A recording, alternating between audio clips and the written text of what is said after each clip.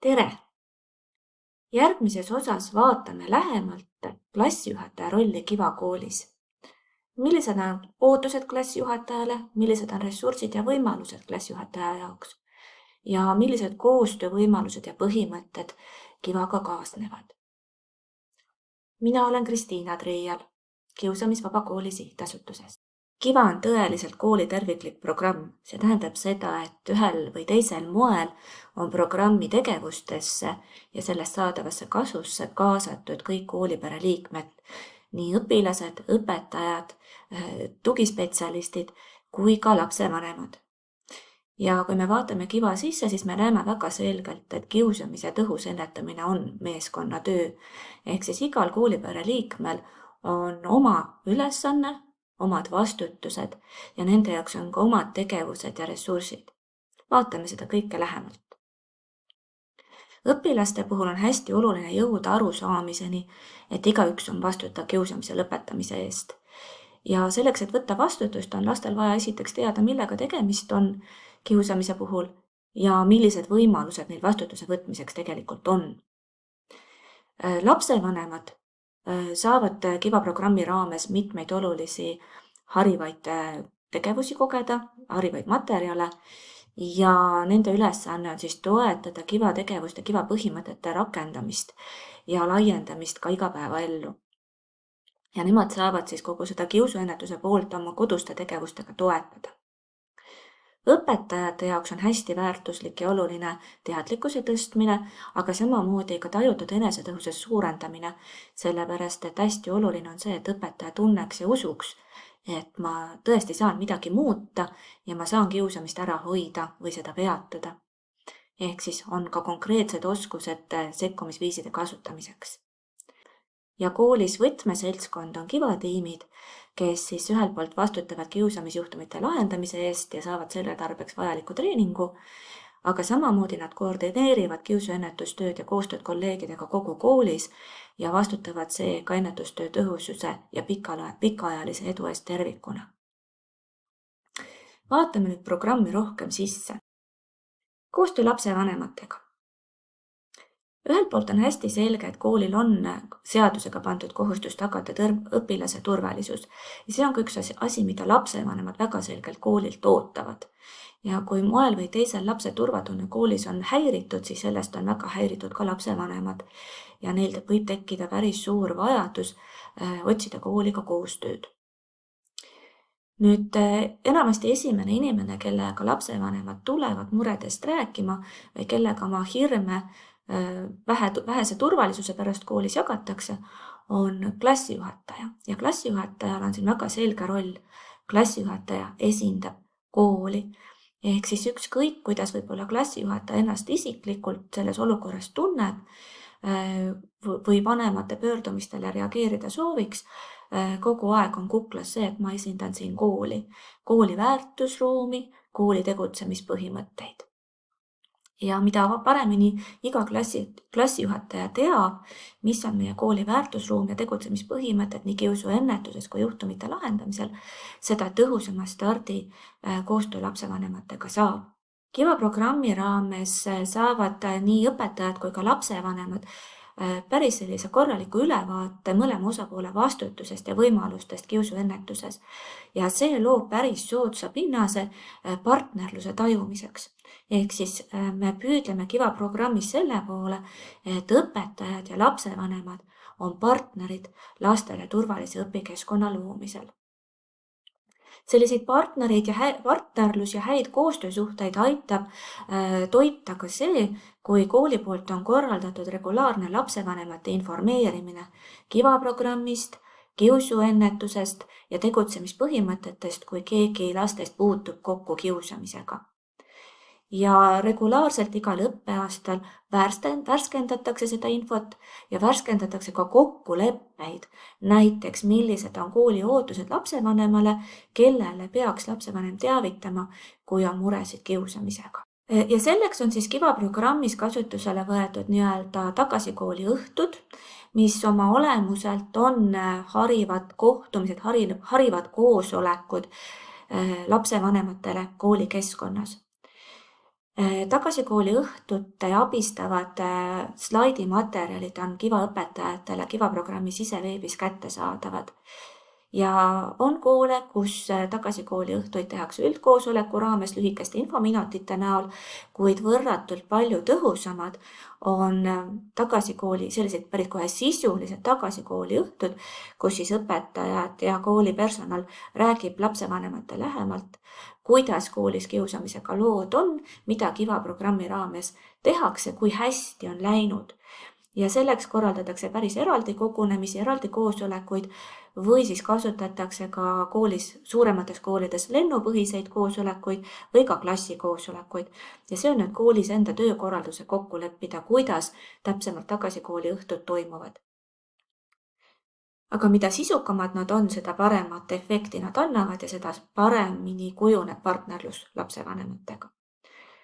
Toetavateks materjalideks on infokirjad, mille põhjad on koolide jaoks siseveebis kättesaadavad ja otse loomulikult ka Kiva lapsevanemate miniõpik. Kiva lapsevanemate miniõpik on kõigile avalikult kättesaadav Kiva programmi veebis ja Kiva koolid saavad ka Kiva miniõpikuid lastevanematele trükitud kujul, et neid siis kodudesse laiali jagada. Miniõpikute jagamist on koolides tehtud väga erinevalt, on saadetud õpilastega koju või siis on jagatud tõepoolest just nende tagasikooli õhtute või Kiva kogunemiste raames.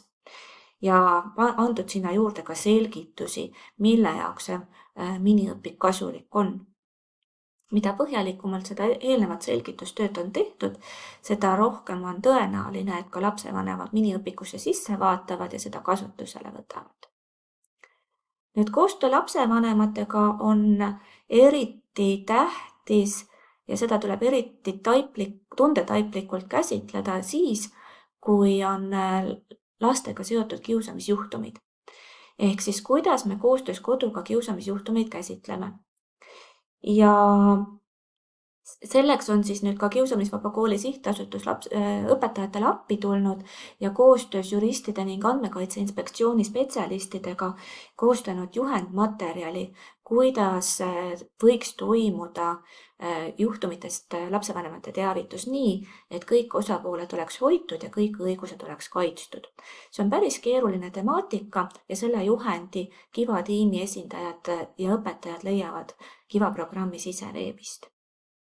Hästi oluline on see, et ka lapsevanemaid kiusamisjuhtumite lahendamisse kaasates me hoiaksime ära kahju suurenemise ja ennetaksime seda läbi selle, et me lapsevanematele anname ikkagi aegsasti teada, et meile juhtum on jõudnud näiteks Kiva tiimi lauale, Kiva tiim on asunud lahendama ja lapsed tegelikult on juba koostööd tegemas, protsess on käimas ja siis tasub alati sinna juurde panna ka mõned soovitused, et kuidas siis vanem omalt poolt saab kodus siis veel ka oma last toetada, ükskõik mis rollis ta siis parasjagu olnud on, kas kannatavas rollis või tegevas rollis. Ja saab alati viidata ka Kiva miniõpikule, sest seal on ka vanematele juhendeid sellisteks olukordadeks olemas. Koostöö kolleegidega. Siin on hästi suur edukuse võti. Ehk siis mida ühisemalt on jagatud kolleegide vahel väärtushinnangutes tunnustatud turvalisus, hoolivus, kõigi laste heaolu, sallivus erinevuste suhtes, siis seda soodsam pinnas on tõhusaks kiusuennetuseks. Hästi oluline on tajuda iga koolis töötava täiskasvanu vastutust, märgata kiusamist, sellele reageerida. On uuringuid, mis näitavad, et aeg-ajalt õpetajatel ühel või teisel põhjusel võib tekkida kiusatus ennast kiusuteemast moraalselt distantseerida, mõeldes näiteks, et kiusamine ongi suureks kasvamise osa või poisid omavahel teevadki ju niimoodi või siis mina olen aineõpetaja ja mina ometigi ei saa ju lapsi kasvatada, et taolisi vastutusest distantseerivaid uskumusi võib kohata päris palju. Aga mida me ka Eesti õpetajate kohta teame, on see, et õpetajate hoiakud siiski on tõhusat kiusuennetust soosivad ja kiusamist mitte lubavad. Nii et see on juba soodne pinnas. hästi oluline on see, et kõigi õpilasteni ja ka lapse vanemateni jõuaks väga selge sõnum õpetajaskonnalt, et kiusamine ei ole mingil juhul lubatud. Ei ole see lubatud õpilaste vahel ega tegelikult ka täiskasvanute vahel.